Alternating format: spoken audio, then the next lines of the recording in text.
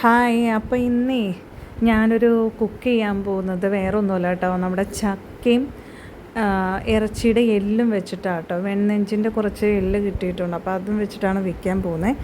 അപ്പം ഇവിടെ ഞങ്ങൾ ഈ പറഞ്ഞ പോലെ ഒരുവിധം എല്ലാ ആൾക്കാരുടെയും ഒരു ഭക്ഷണമാണ് ഈ ചക്കയും എല്ലും ഇട്ട് വയ്ക്കുന്നത് കേട്ടോ. അപ്പം ആ വീഡിയോ ഞാൻ കാണിക്കാം. അതിനാവശ്യമായിട്ട് എല്ലോട് കൂടി കുറച്ച് നെയ്യും എല്ലാം ഉണ്ട്.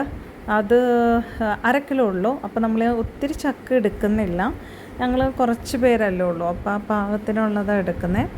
അപ്പോൾ അതെന്തായാലും കഴുകി ഇറച്ചിയെല്ലാം നന്നായിട്ട് വൃത്തിയായിട്ട് കഴുകിയതിന് ശേഷം ഞാൻ ഈ പറഞ്ഞ പോലെ ഇഞ്ചി, പച്ചമുളക്, കറിവേപ്പില, ആവശ്യമായ മഞ്ഞൾപ്പൊടി, മുളക് പൊടി എല്ലാം ഇട്ടിട്ട് തിരിഞ്ഞ് വെച്ചിട്ടുണ്ട്. പിന്നെ അതിൻ്റെ കൂടെ ഇച്ചിരി കുരു, ആ ചക്കയുടെ കുരു തന്നെ ഇട്ടിട്ട് നമ്മൾ വേവിച്ചെടുക്കുക. നല്ല വേവുള്ളൂ കുരു കേട്ടോ.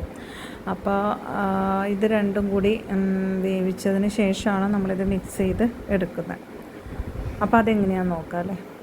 കുറച്ച് വെള്ളം കൂടി ഇതിലേക്ക് ഒന്ന് ആഡ് ചെയ്യണം കേട്ടോ, ഇത് കുരുവും കൂടി ഇടുകയല്ലേ. അപ്പോൾ കുറച്ച് വെള്ളം കൂടി ഒഴിച്ചിട്ട് വേണം വേവിച്ചെടുക്കാൻ.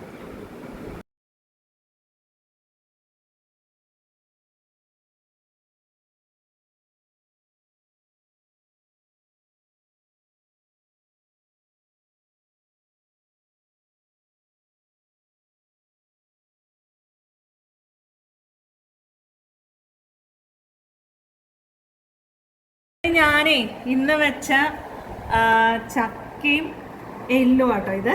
അപ്പൊ അത് ഞാൻ അപ്പച്ചന് കൊടുത്തേക്കാണ്. അപ്പച്ചൻ ടേസ്റ്റ് ചെയ്ത് നോക്കിയിട്ട് പറയും. കഴിച്ചോക്കെ. സൂപ്പർ, വളരെ നന്നായിരുന്നു. അടിപൊളിയാണോ? സൂപ്പർ. അല്ല, അപ്പന്റെ ഏറ്റവും ഫേവറേറ്റ് ഫുഡ് ഇതാണ്. നല്ല, എനിക്ക് ഇഷ്ടപ്പെട്ട ഫുഡാണ്. ഏറ്റവും ടേസ്റ്റ് ഉണ്ട്. കപ്പയും അല്ല സോറി എന്താണ് ചക്കയും വെട്ടിക്കൂട്ടും. ചക്കയും വെട്ടിക്കൂട്ടും.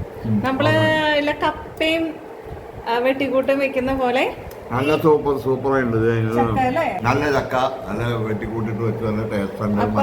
മലയാളികളുടെ ഭക്ഷണം.